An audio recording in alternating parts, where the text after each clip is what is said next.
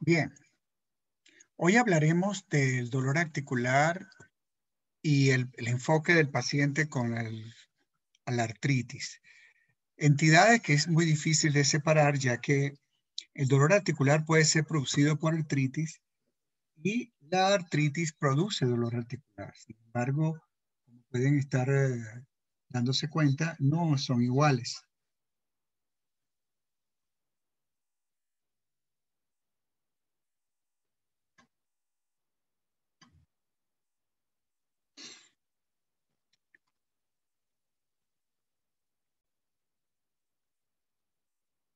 El dolor articular puede ser inducido por degeneración del cartílago e inflamación, depósito de cristales, infección, trauma. A lo largo de la exposición vamos a ver diferentes ejemplos que nos puedan ayudar a entender el proceso. Localizar la fuente de los síntomas de las articulaciones es lo más relevante. En su fisiopatología, el diagnóstico, la historia, el examen físico ayudan a un 80% de esa inducción diagnóstica. Las pruebas de laboratorio, más que decirnos o orientarnos, nos ayudan a confirmar la impresión clínica. No debemos pretender que una prueba de laboratorio nos dé el diagnóstico inicial.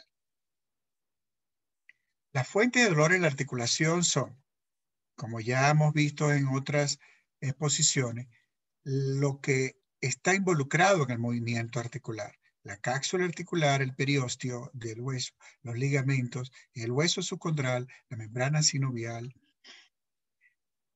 El cartílago articular es importante conocer que carece de terminaciones nerviosas y determinar la parte anatómica del responsable del dolor no es fácil, es difícil, pero es muy importante. Orienta el enfoque diagnóstico y terapéutico. Evaluar la historia del dolor, como ya ustedes saben, utilizan Alicia enfocado a la parte articular y los hallazgos del examen físico nos permiten comprender los tipos básicos fisiopatológicos de las enfermedades articulares. Entonces tenemos algunos conceptos que hay que precisar. La sinovitis previene de la alteración, de la inflamación, itis, de la membrana sinovial. Se presenta clínicamente como calor, dolor y una consistencia aguda de los tejidos blandos que recubren la articulación. La entesitis, en cambio, es la inflamación de los tendones y los ligamentos que se entrelazan en el hueso. Sitio primario de la patología ejemplificada en las espondiloartropatías seronegativas. Y quisiera que alguno del paralelo B me coloque algunos ejemplos de las espondiloartropatías seronegativas. Algunos, los más relevantes. Depósito de cristales también tiene que ver con el proceso, especialmente el ácido úrico en la superficie del cartílago hialino, en la membrana sinovial, en los tendones y en las bosas articulares o subarticulares. ¿Cómo se presenta clínicamente? Con eritema suprayacente en la piel, calor o ambos, pudiendo semejarse a la celulitis. La artritis infecciosa, otro capítulo importante, afecta a la membrana sinovial.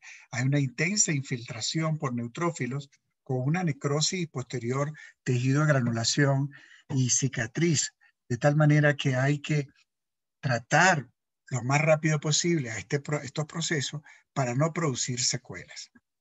La alteración estructural o mecánica depende de un traumatismo previo, debe estar en la historia, alteraciones congénitas o del desarrollo, alteraciones de la estructura de apoyo, y hay que entonces precisar los rasgos genéticos en la historia, la obesidad que puede producir este trauma y por supuesto la ocupación por los movimientos repetitivos en algunas de ellas. Entonces, en la presentación clínica, ¿qué determinamos? El primer paso es precisar el dolor. ¿De dónde proviene el dolor? De la articulación, de una bursa adyacente, de los tendones, ligamentos, huesos, músculos, o si se conoce un órgano visceral o de la raíz nerviosa. El segundo paso, si el dolor precisamos que se deriva de la articulación, entonces se debe diferenciar en tres categorías generales. Artritis inflamatoria, que es una redundancia, pero para que ustedes se acuerden, artritis inflamatoria, la patología articular no inflamatoria, que sería artritis no inflamatoria, yo prefiero llamarlo eso, artrosis en todo caso, o artralgia, simplemente que no esté definida si hay una inflamación o no. Y lo más complicado es que pueden ocurrir juntos en la misma articulación.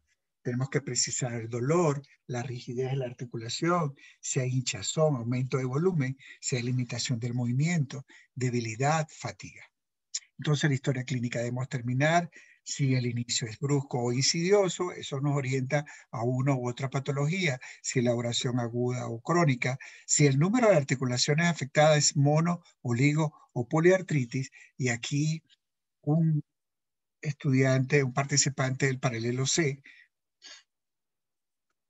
debería ayudarme con decirme cuál es un ejemplo de monoartritis o el concepto en sí de diferencias entre mono, oligo y poliartritis. Simetría que está a ambos lados del cuerpo, la distribución de las articulaciones afectadas, los tipos distintivos de la partición del músculo esquelético y las manifestaciones extraarticulares, manifestaciones generales como fatiga, malestar, pérdida de peso. Antes de pasar la próxima lámina, entonces vamos a ver qué nos tiene Jordi acerca de la espondiloartropatía seronegativos y Yulisa, que prácticamente se fueron al mismo tiempo. Listo, Doc. Entonces, en cuanto a las espondiloartropatías seronegativas, conocidas por sus siglas EAS, estas constituyen un grupo de artritis inflamatorias con negatividad para el factor reumatoide y para los anticuerpos antinucleares, cuyo denominador común son la afectación de las articulaciones periféricas, axiales, las enteritis diversas, de diversas manifestaciones extraarticulares y de positividad para el antígeno leucocitario humano. Entre estas se incluyen la espondilitis anquilosante, el síndrome de Reiter, la espondilitis asociada con psoriasis, artropatías enteropáticas, espondilopatías juveniles, el síndrome de SAFO, uveitis anterior aguda, como varios ejemplos. Gracias, Jordi. Yulisa, léenos lo que conseguiste. Ya. Ya. Bueno, comparten ciertas características clínicas, como por ejemplo el dolor de espalda, uveitis, síntomas digestivos y exantemas. Y los ejemplos de estas espondiloartritis seronegativas se encuentran la espondilitis anquilosante, la artritis reactiva y la artritis psoriásica. Gracias, Yulisa. Bueno, tenemos otra respuesta. Muy bien. De José González. Vamos a ver, José. Sí, Doc, con respecto a la monoartritis, dice que se iba a definir como la presencia de signos inflamatorios, como la presencia de calor, dolor, tumefacción, rubor o impotencia funcional a nivel articular en una sola articulación, donde las causas más comunes o frecuentes iban a ser la artritis por microcristales y la artritis séptica. Y menciona que se considera aguda si su duración es inferior a 6 semanas y crónica si persiste más de 6 semanas. Hablamos, dice, de una oligoartritis, si se afectan de 2 a 3 articulaciones, y si son más de 3 articulaciones, ya estaríamos hablando de una poliartritis. Perfecto, José. Gracias.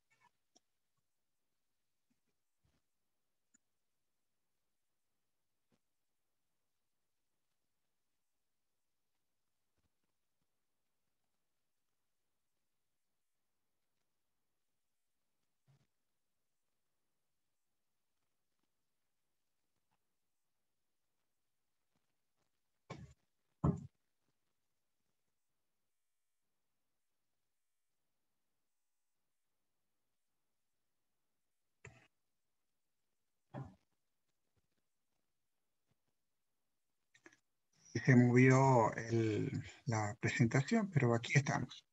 Aquí quedamos. Muy bien. En el examen, aclarado estos términos que son muy importantes para continuar y entender el proceso, ¿qué vamos a tener pendiente en el examen físico? Tenemos aquí una comparación de lo más relevantes.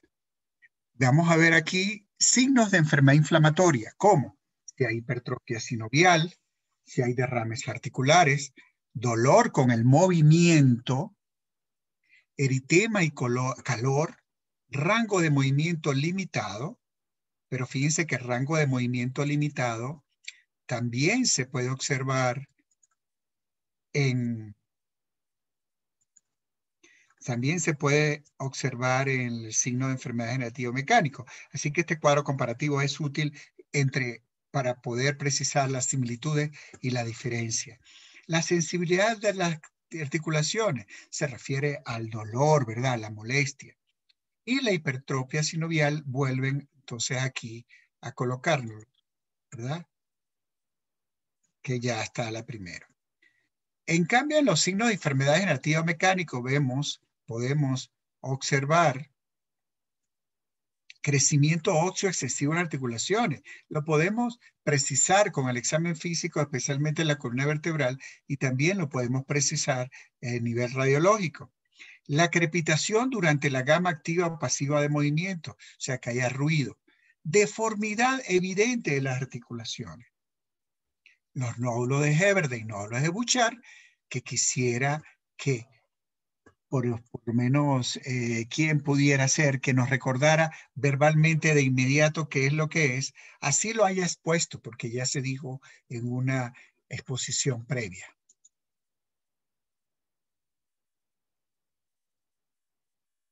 Vamos a ver, ¿quién lo recuerda? Sofía, ¿no te recuerdas? Ajá. Ya, Doc, ¿te digo? Sí, ¿cómo no? Ya, Doc, dice, bueno, los nódulos de Heberden son protuberancias de las articulaciones distales de los dedos y los nódulos de Bouchard son protuberancias que en cambio se presentan en las articulaciones medias de los dedos. Perfecto. Anótalo en el chat. Sí, es un recordatorio de inmediato, porque ya se dijo en una clase anterior. Tenemos diferentes técnicas utilizadas en el examen musculoesquelético que ya vimos, simplemente esto es un resumen, ¿verdad? Que son las siguientes: inspección, comparar ambos cuerpos, palpación, evaluar los signos de inflamación y la evaluación de la amplitud del movimiento en cada articulación que consideremos que esté afectada. El diagnóstico diferencial, entonces tenemos, si se asocian a procesos inflamatorios dentro de las más frecuentes, no son todas obviamente, artritis séptica, la gota y la pseudogota, y aquí quisiera que alguno del paralelo B me haga la diferencia entre gota y pseudogota, de los que todavía no ha intervenido. La enfermedad sistémica reumática, que sería monoarticular. Doc. Y se asocian a procesos no inflamatorios, disculpa, Doc. yuxtaarticular, perdón. Yo tengo la diferencia de gota y pseudogota. Espérate que termine la lámina, ¿sí? Ya, Doc. Los que se asocian a procesos no inflamatorios, yuxtaarticular sería una fractura, traumas, hemartrosis y la osteonecrosis. Muy bien. Ahora sí, gota y pseudogota. Ya. La gota se produce por una artritis inflamatoria por depósitos de cristales de ácido úrico en el interior articular. Generalmente, aunque no de manera imprescindible, existe una hiperuricemia previa. Esta puede ser normal durante la crisis. En cambio, la pseudogota, los depósitos son de cristales de hidrato de pirofosfato de calcio. Esta principalmente es la forma más habitual e idiopática y es importante diferenciarla de la verdadera gota, ya que el pronóstico es diferente y puede ir acompañado de un cuadro, en este caso, de hiperparatiroidismo. Entonces, José, ¿te quedó claro la diferencia entre gota y pseudogota explicada por Lisbeth? José González, ¿sí te quedó claro? ¿O no? Sí, de que estoy. Muy bien. Perfecto. Entonces, continuamos. Esa es la idea, ¿verdad? Que alguna situación que no entendamos, vayamos aclarándola. Principales exámenes de laboratorio. Entre artritis, vamos viendo, se recuerdan del líquido cefalorraquídeo, ¿verdad? Algunas diferencias. Entonces aquí tenemos algunos datos que ustedes deberían leérselo con detalle, porque nos puede ayudar ya después del examen físico para hacer un buen diagnóstico. De la gota y pseudogota, microscopía de luz polarizada compensada, podemos ver el líquido sinovial, los cristales de urato, o los pirofosfatos de calcio en la pseudogota. La espondilitis anquilosante es importantísimo la radiografía de una articulación sacroiliaca para demostrar sacroileitis. Y en estos días tuve un paciente con un problema más bien en el coxis. Él ya decía que el coxis, que le dolía, había tenido un antecedente de un golpe fuertísimo, una señora agricultora de Yansasa, con un puestico en un mercado, o sea, una señora que ya tenía un antecedente previo de una histerectomía, ¿verdad? Y entonces ella decía, lo que refería era que sentía como que se le abría la cadera y no podía echarse hacia adelante, como yo estoy haciendo, echarse hacia adelante porque le dolía. Entonces, bueno, dentro del descarte, le dije que tenía que hacerse una evaluación ginecológica, ¿verdad? Porque tenía el antecedente y al hacerle el examen físico no le conseguí mayormente en el abdomen. El problema más que todo era cerca de la articulación sacroiliaca, pero me llamaba la atención de la articulación de la cadera izquierda, aunque ya refería a dolor bilateral, pero no había limitación de movimiento, ninguna de las maniobras está negativa. Eso me llamó la atención y le pedí una radiografía sacrocoxis. En otra oportunidad se las muestro, tal vez ya después que su compañero empiece la otra exposición, pues la tengo en el teléfono, y para que vean ustedes el reporte, porque creo que no tomé la foto. Una sacroileitis bilateral. Y ahí nos dio el diagnóstico del proceso. Entonces, un dolor bajo, un dolor lumbo, sacro, hacia abajo, ¿verdad? Osteoartritis. ¿Por qué lumbar? Disculpen, para terminar esto. Porque al tener una consolidación, una esclerosis de la articulación sacroiliaca, también te limita el movimiento lumbar. Sin embargo, sus movimientos lumbares pasivos y activos en el consultorio no estaban limitados. Le dolía más abajo. Bueno, en el lupus, como ya ustedes han podido leer en problemas inmunológicos, son anticuerpos, especialmente el ANA y el SM y el anti-DNA, 30 y 60% de los pacientes con lupus lo presentan. En la artritis inflamatoria, los reactantes de fase aguda, ¿cuáles tenemos? Velocidad de cimentación globular, la proteína C reactiva y obviamente factor reumatoideo y SSP, que es péptido citrulinado, ya son más específicos para artritis reumatoide y por supuesto los anticuerpos antinucleares también pudieran estar positivos en este tipo de enfermedades. La poliartritis aguda, ya ahí tenemos que ver dependiendo de la causa, ¿verdad? Cultivo de sangre, porque pudiera ser séptico, título de atitrolicina O, y quisiera que alguno del paralelo B me confirme qué relación tiene el título de atitrolicina O con una poliartritis aguda. El HLA-B19, la inmunina G, por supuesto la hepatitis B y el ANA. Entonces ya saben, título de atitrolicina O y poliartritis aguda. Estas son las situaciones clínicas en las que los síntomas musculoesqueléticos agudos deben ser rápidamente evaluados porque pueden ser signos y síntomas tempranos de un problema mayor o estar asociado a él. Por ejemplo, una condición grave en conjunto o la suma de unas pocas articulaciones. Un paciente que tiene fiebre, una enfermedad sistémica o que está mostrando signos de afectación de múltiples órganos. Un problema asociado con un trauma significativo. Una condición en la que un problema neurológico asociado existe, como el síndrome del túnel carpiano, la ciática, cervicales o síntomas radiculares. Esto le compete más a ustedes como estudiantes porque fíjense que al haber una lesión nerviosa, si hay una compresión por el problema musculoesquelético, pudiera no revertirse totalmente ese problema que tiene el paciente quedando con secuelas y disminuyendo, por supuesto, su calidad de vida. De tal manera que el paciente con artralgia, con artritis, esta lámina se la voy a presentar luego, por eso yo le decía, ustedes ven aquí con artralgia cómo combino con artritis, porque es difícil separarlo, ¿no? El objetivo del tratamiento es, por supuesto, aliviar el dolor, pero no se queda allí el detalle.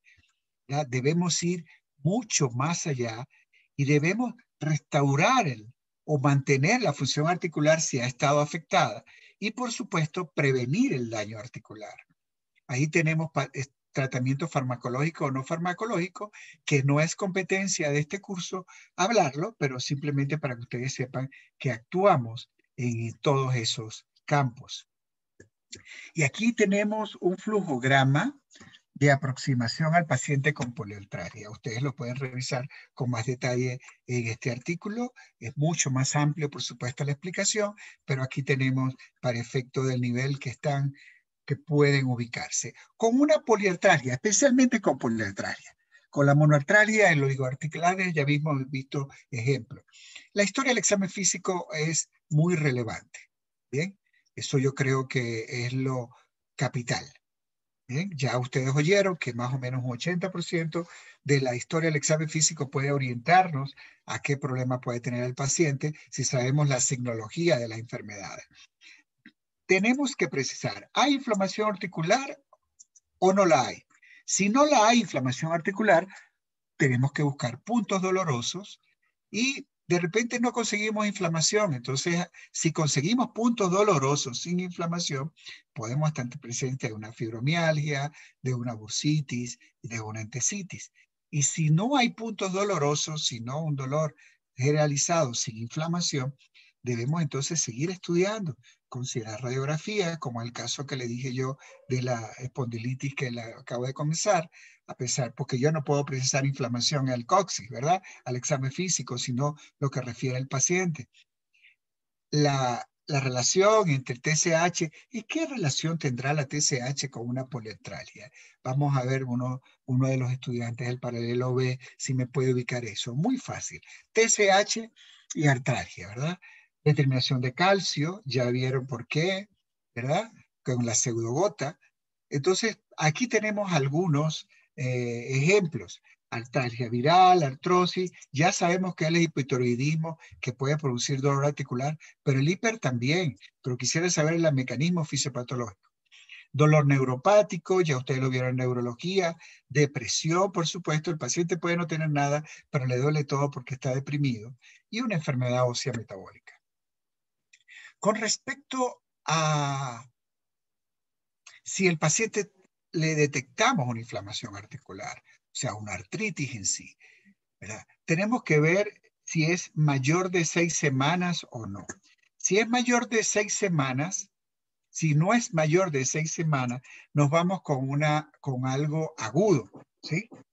Con una patología aguda que está afectando el sistema articular. Entonces tenemos las artritis virales, patología reumática que esté comenzando, porque ella va a ser crónica. Y debemos hacer un seguimiento. Hasta ahí para ustedes está bien.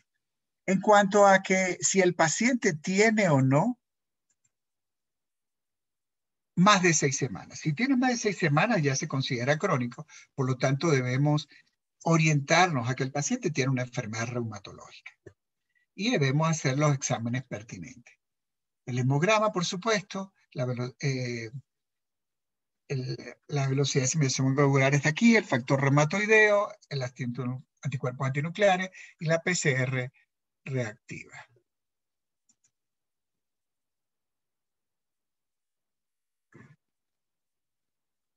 Entonces, espero la investigación del hipotiroidismo, pero podemos hablarlo en la continuación. Aquí ya hemos hablado muchos aspectos de la artritis, porque mezclamos artralgia con artritis, pero ya hablamos de sus diferencias y sus similitudes. En este caso vamos a darle aspectos mucho más importantes ya dirigidos a la artritis. Este es el cuadrito que ya les había mencionado, porque el objetivo del tratamiento prácticamente de una artralgia es el mismo. Sin embargo, recuerdo que el objetivo del tratamiento, además de aliviar el dolor, es prevenir el daño articular. Eso es muy importante, chicos. Prevenir. Y aquí tenemos un caso clínico. Aquí nos va a ayudar alguien del paralelo C. Vamos a ver que no haya participado en esta sesión. Vamos a ver Dunia. Dunia, ¿estás por ahí? Para que nos ayude empezando a leer y analizar la primera parte del caso. Sí, Doc, aquí estoy. ¿Me escucha? Muy bien. Si puedes encender la cámara. Ay, espera un ratito. En el caso clínico, aquí en este caso, el motivo de consulta, ¿verdad? Dolor en rodilla derecha. Ya.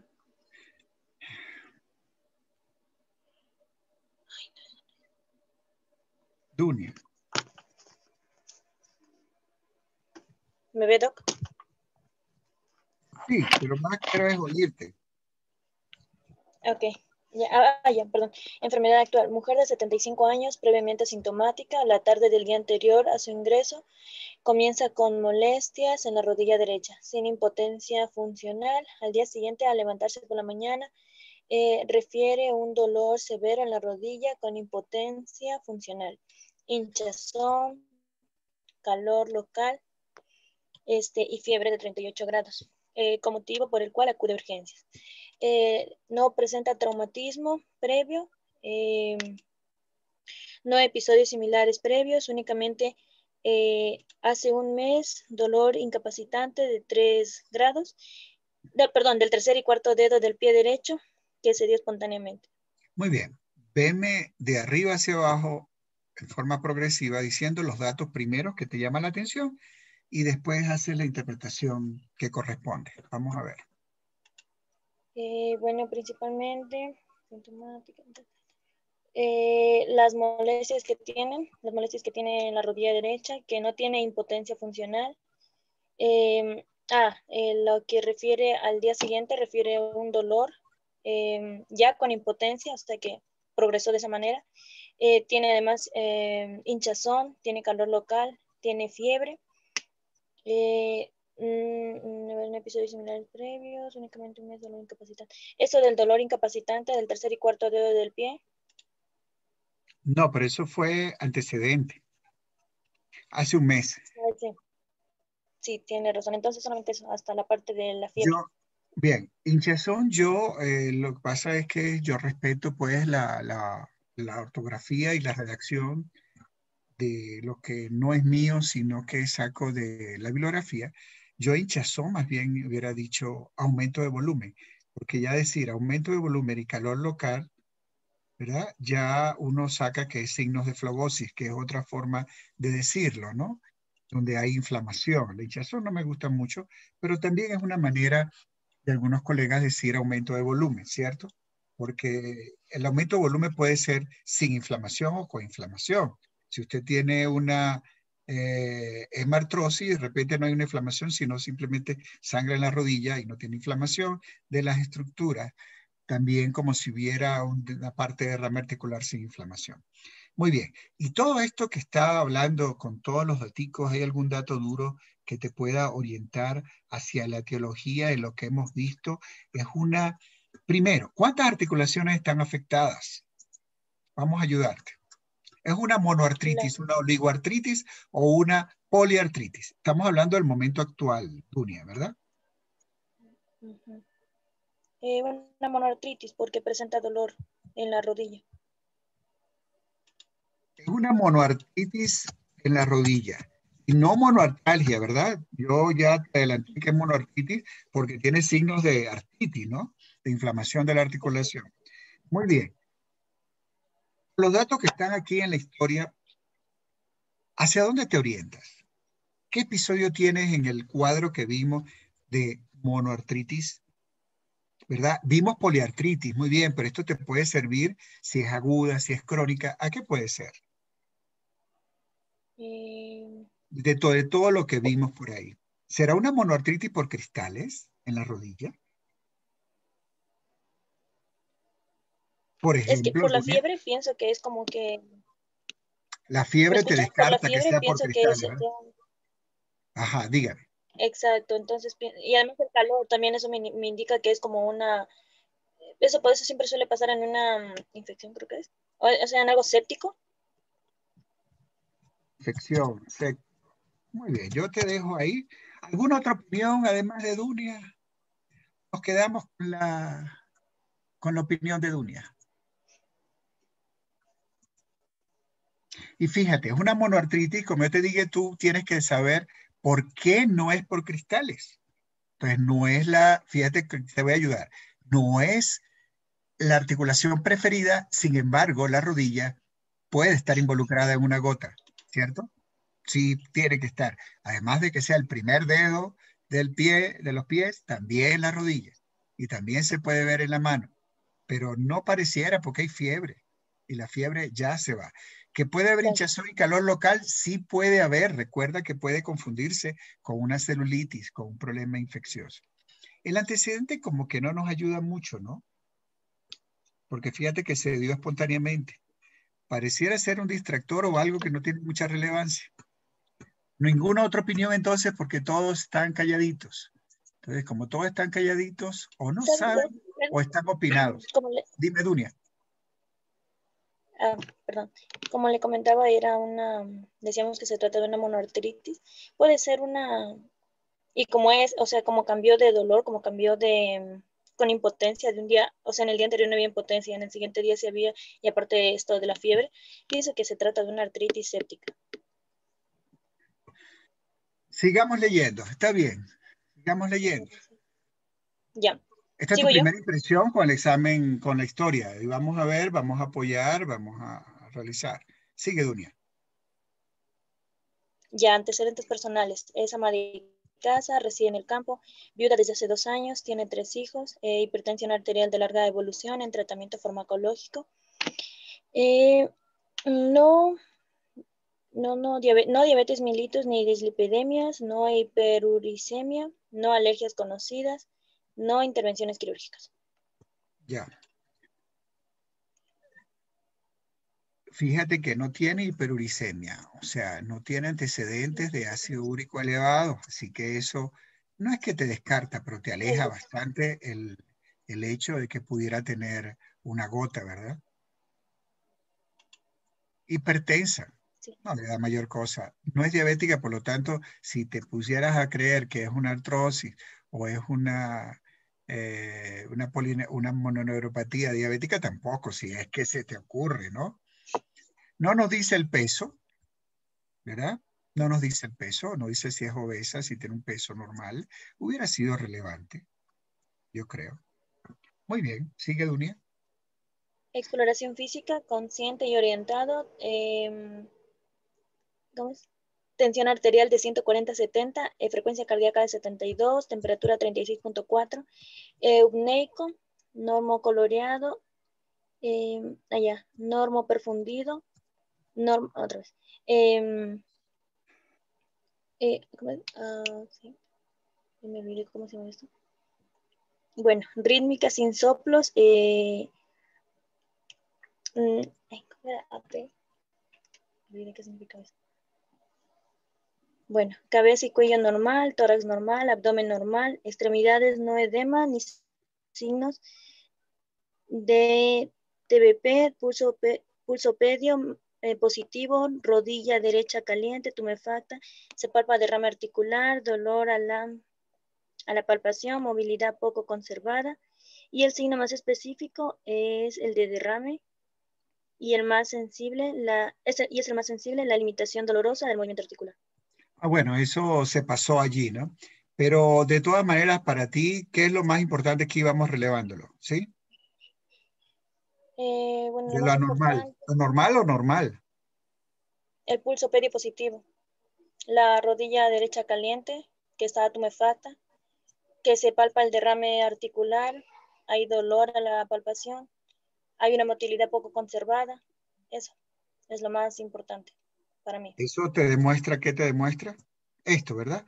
El derrame y la limitación dolorosa del movimiento. Bueno, eso te habla, pero no te dice todavía qué, pero sí te dice muchas cosas. Muy bien. Juicio clínico, la clínica y los datos analíticos son sugestivos de artritis séptica de la rodilla derecha. Perfecto, Dunia. Muy buen análisis en cuanto a lo que hemos evaluado hasta ahora.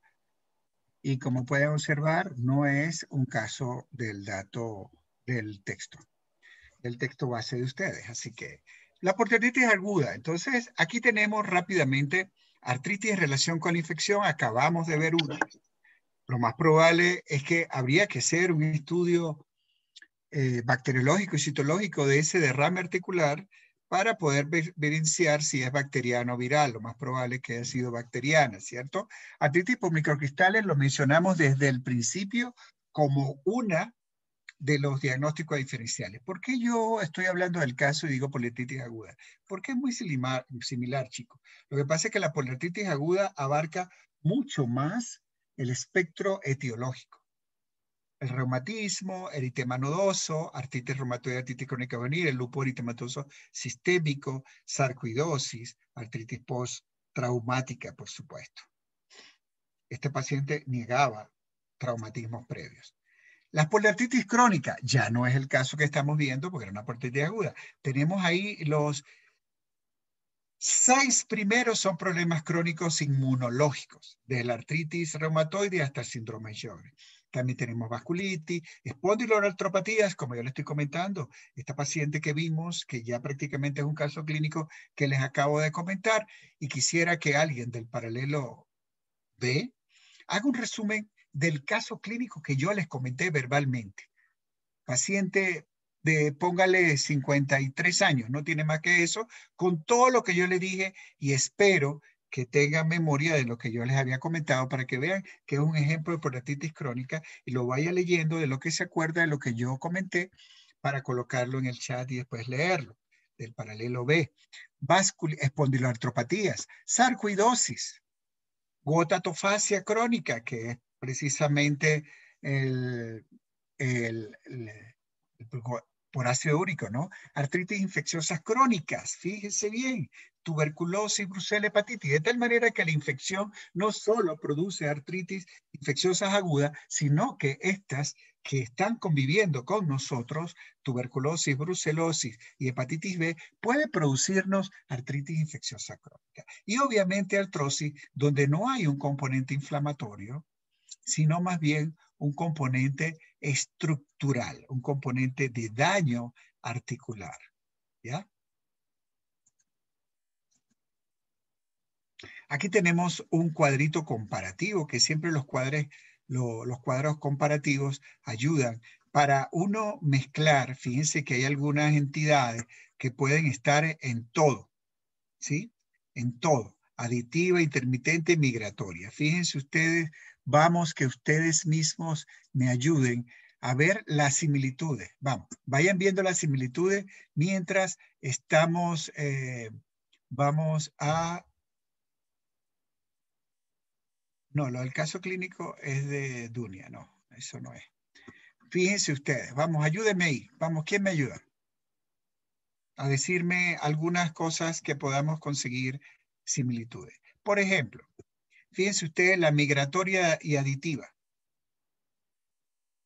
Tenemos al lupus eritematoso sistémico, que es la misma colagenosis, mejora en un lado, pero puede irse sumando también. ¿Bien? Y una que es muy parecida es la que pudiera ser otro ya, la artritis crónica juvenil, que es intermitente, que pudiera mezclarse con la artritis reumatoide. ¿Se dan cuenta? Bien. Todavía me deben, y ya no vale, el hecho de la parte migratoria. Es un ejemplo clásico de la investigación que les envié en un momento dado, y ya será todo el paralelo. De repente, no, me gustaría poner un punto negativo a todos, pero un representante debería haber salido. Y es la fiebre reumática, chicos.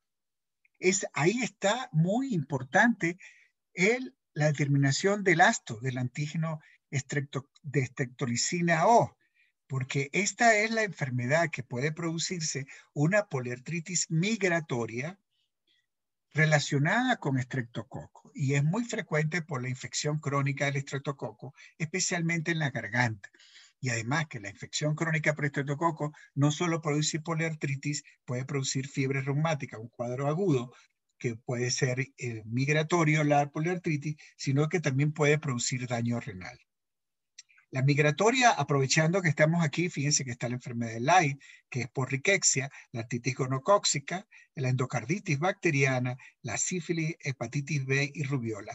Las únicas dos, la única que pudiera ser no infecciosa dentro de la migratoria, ¿Cuál es? Ahí ven en azul, el lupus eritematoso sistémico. Lo demás, todos los ejemplos que nos dan en este artículo, que está bastante bueno, ya le tienen la literatura, la bibliografía allí, son infecciosas, como pueden darse cuenta. Entonces, esa es una manera de estudiar.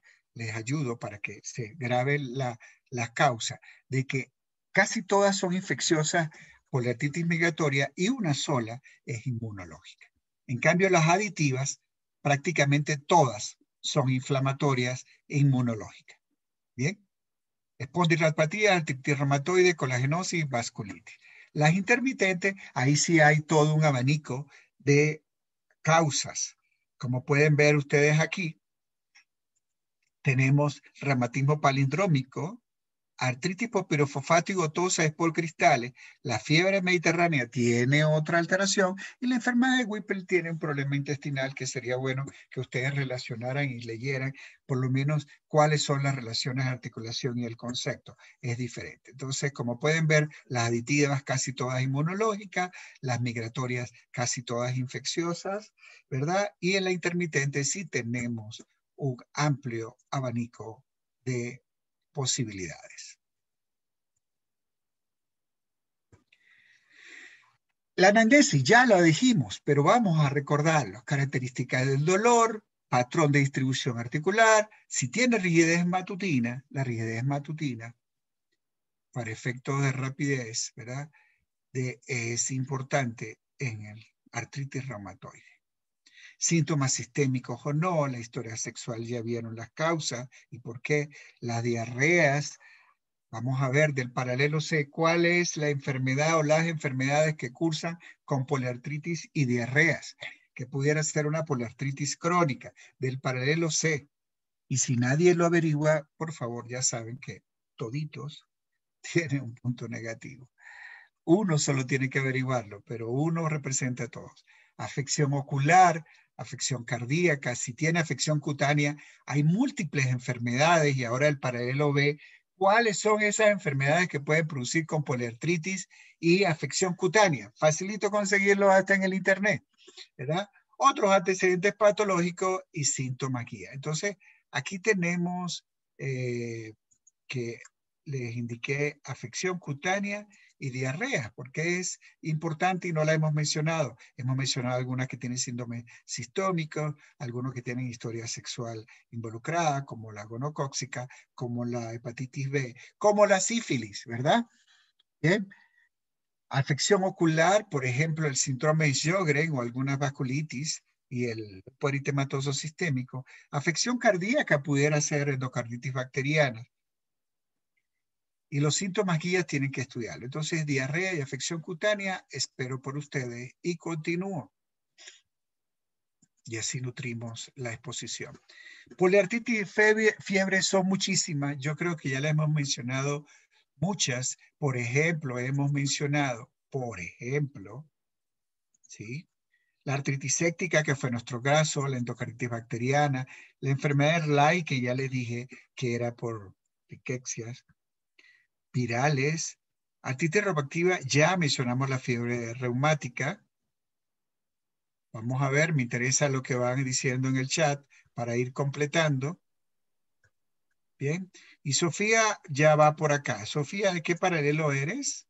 Yo soy del CEDOC. De las formas de presentación de poliartritis con diarrea, encontré que está la artritis reactiva y que existen dos formas de presentación, que es la postdisentérica por Shigella, Salmonella, Yersinia y Campylobacter, y la postvenérea por Clamidia, Trachomatis, Ureoplasma, Ureliticum, y también se puede presentar en la enfermedad de Crohn, estos síntomas. Vamos a ver, Lisbeth, ¿qué puedes tú ver de similitudes y de diferencia en este cuadro que nos presenta Sofía?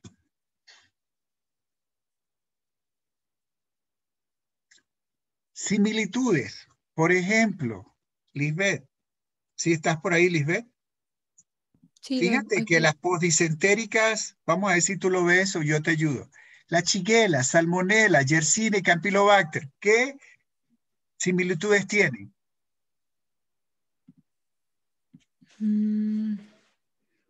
Lisbeth, que todas son infecciosas.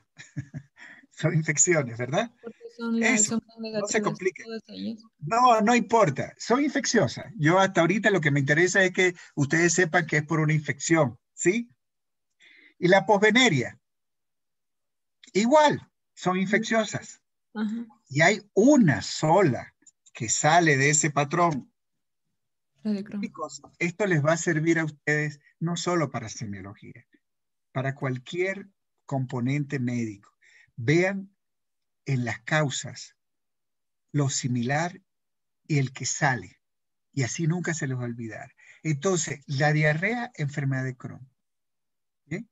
La enfermedad inflamatoria intestinal también puede dar, que es hermana de la enfermedad de Crohn, pero tiene diferente parte de la patología. Algunos la unen, pero es diferente. Es una de las pocas artritis que cursa con diarrea y no es infecciosa. ¿Bien? Espero que lo haya ayudado esa parte. Por eso, esas preguntas tan cruciales para que ustedes mismos averigüen y yo poder apoyarme en esto para que ustedes aprendan, ¿no? Y como les digo, esto les va a servir no solo para senior, para cualquiera. Seguimos evaluando lo que estamos rápidamente viendo y fíjense todo lo que se puede sacar de un cuadrito. Infecciones entéricas, chicos, era la parte de las artritis reactivas, ¿verdad?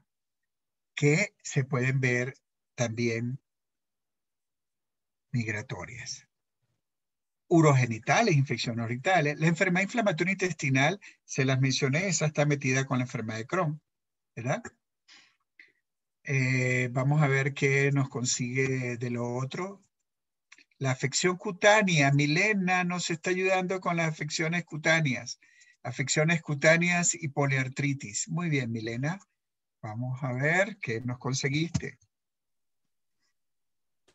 Ya, Doc, se decía que aquí se iba a determinar la existencia de psoriasis cutánea y también en el eritema nodoso, que podría estar asociado a infecciones como el estreptococo, la salmonela, enteridis, yersinia, micoplasma, y también por fármacos como penicilina, sulfonamidas, y también en la sarcoidosis y en los linfomas y en la enfermedad de Benset. Bien. ¿Se dan cuenta porque muchas veces el dermatólogo sabe de reuma? ¿Verdad? Como un ejemplo que está aquí su presentador, porque tenemos enfermedades en nuestro arsenal que tenemos que saber obligatoriamente de reuma, ¿bien? Porque están muy mezcladas, ya sea por reactividad o por enfermedades primarias que se presentan en la piel. Gracias, Milena.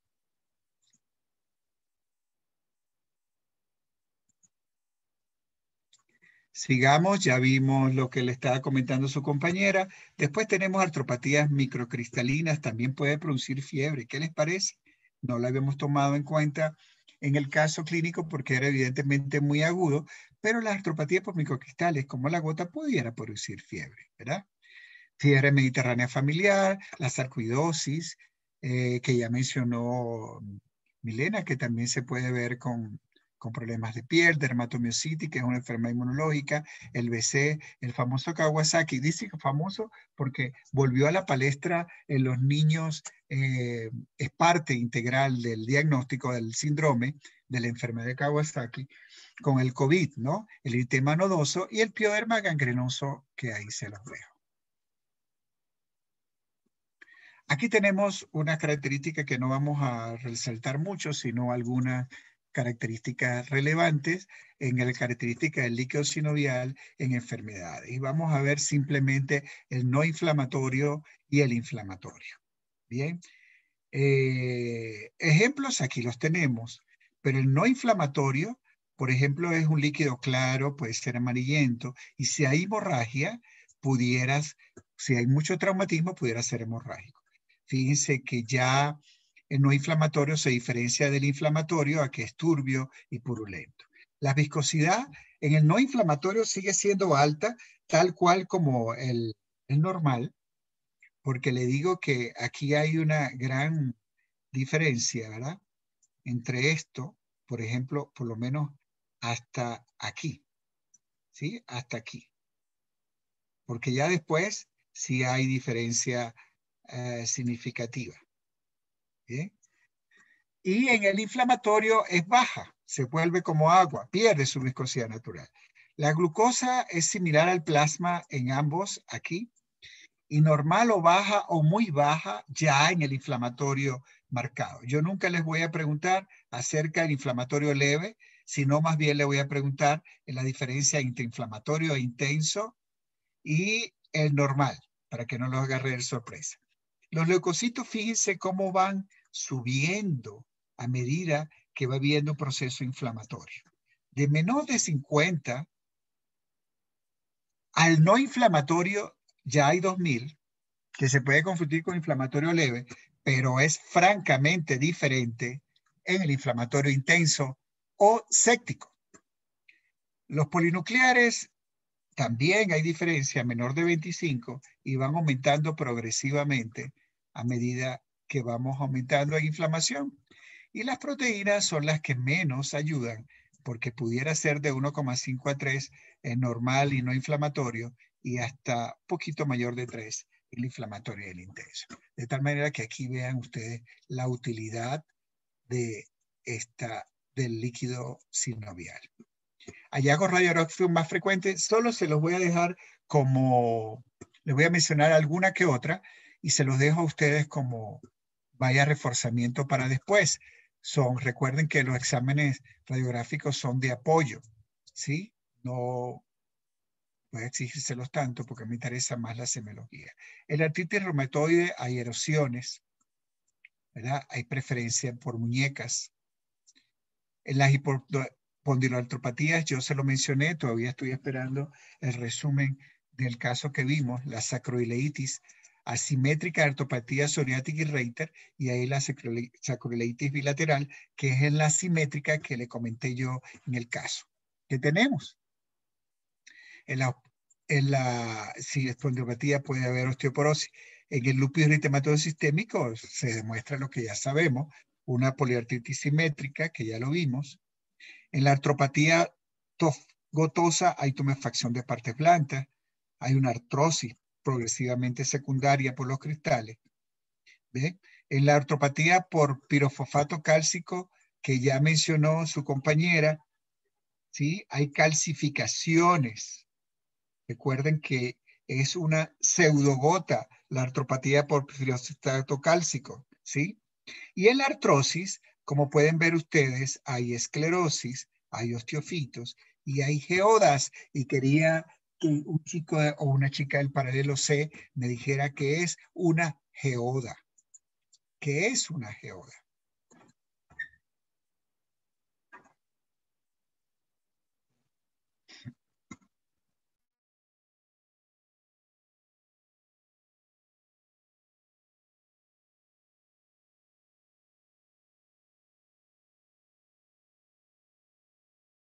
Continuando, la Jennifer está muy rápida. Me gusta eso, que estén pilas. Vamos, Jennifer, ayúdenos. Ya.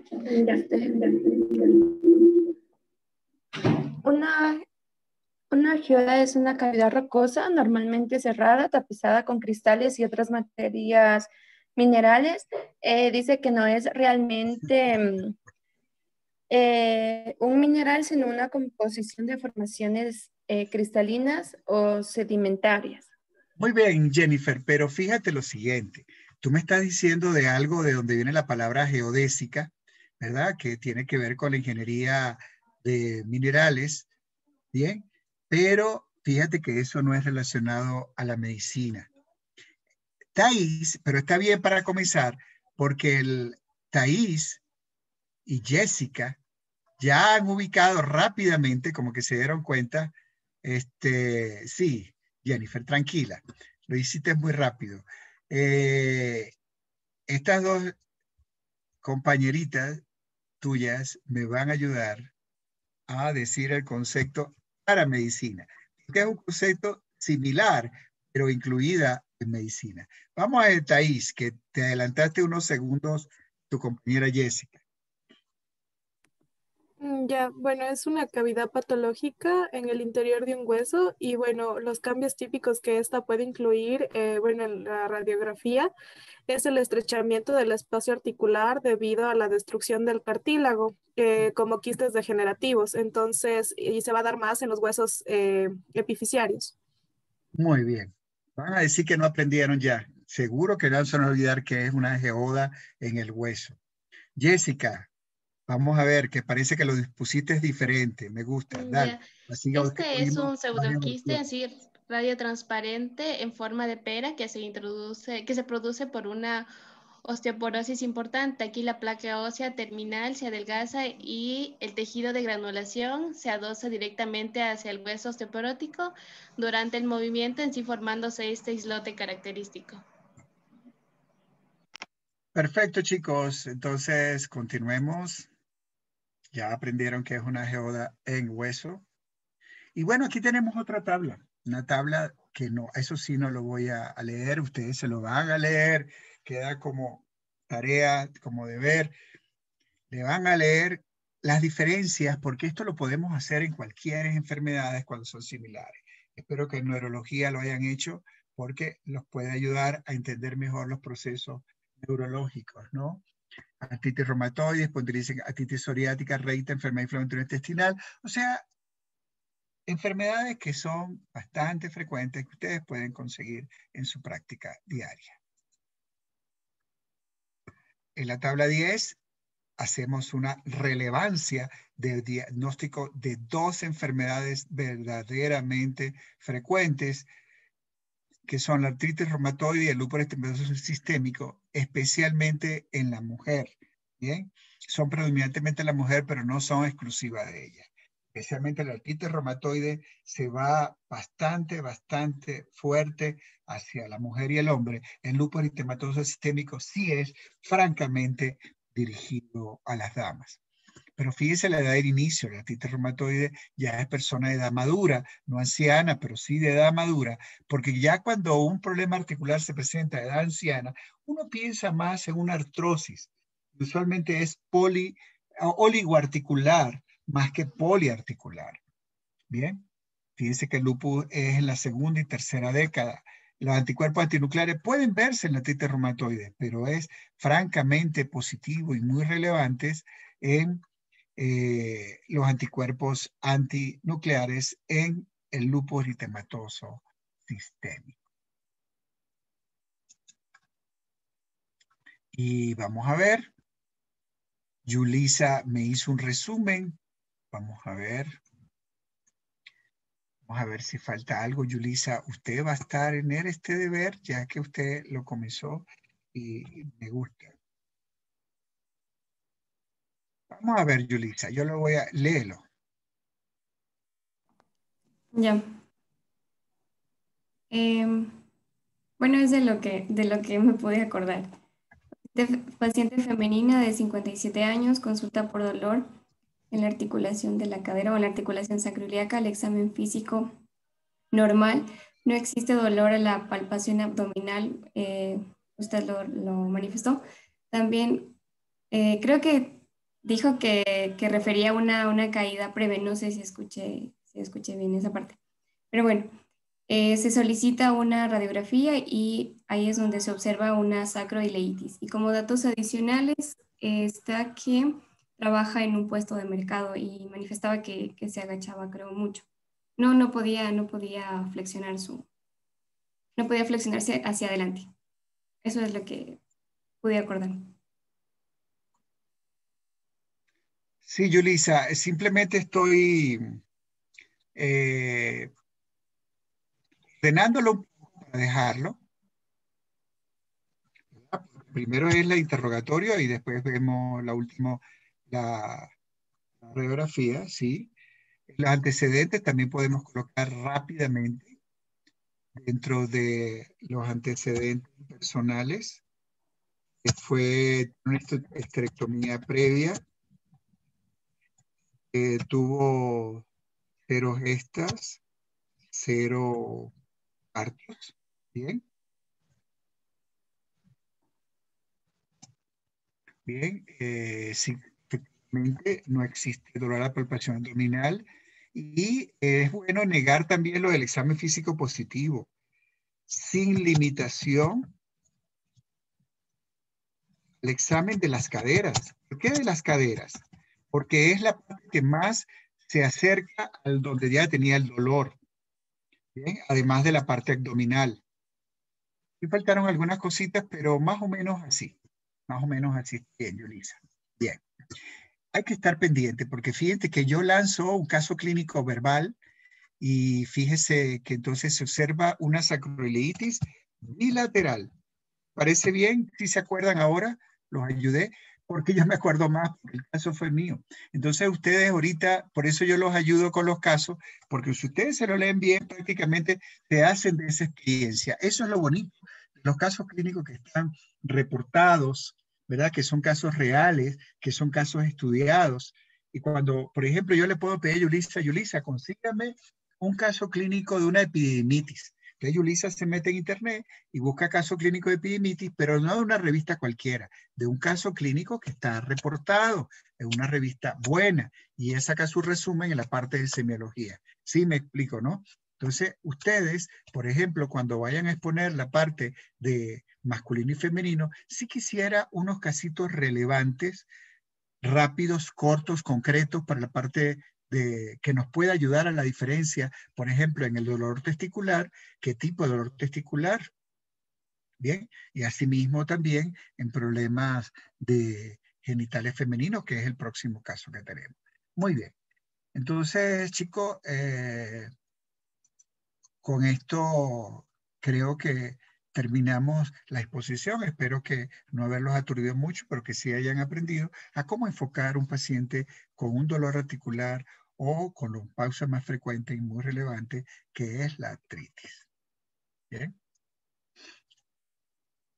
¿Alguna pregunta, alguna duda?